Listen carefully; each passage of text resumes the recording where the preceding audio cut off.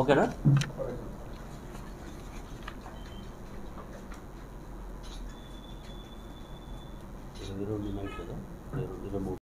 ఈ నెల 22, 23 ఇంటర్వ్యూనింగ్ నైట్లో దుండిగల్ పోలీస్ స్టేషన్ పరిధిలో ఉన్నటువంటి దుండిగల్ తండా 2 గ్రామంలో జే శాంతి అనేటువంటి ఒక మహిళని మర్డర్ చేసినటువంటి కేసులో 24 గంటల్లోనే దాన్ని ఛేదించడం జరిగింది. అందులో ఆ రోజు మీరందరూ కూడా చూశారు, మేము కూడా ఆ రోజు విజిట్ చేయడం జరిగింది. శాంతి అనేటువంటి లేడీ సుమారుగా 45 సంవత్సరాలు ఉంటాయి.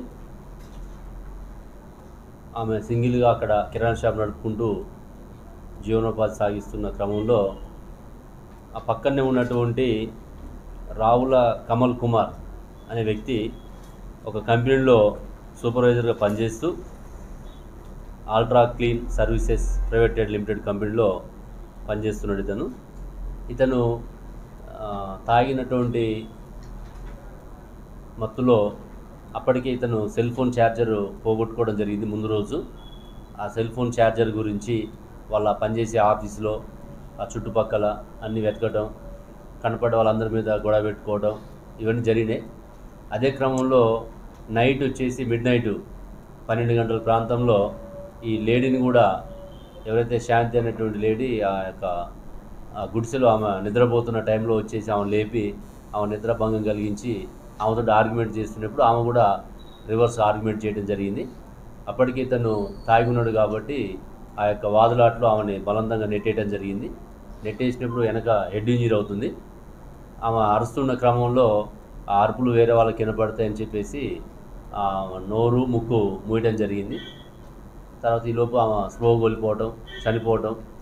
ఆ తర్వాత ఆమెను యాజిటీస్కి తీసుకొచ్చి మంచం మీద పండుకోబెట్టి ఇతను వెళ్ళిపోవడం జరిగింది.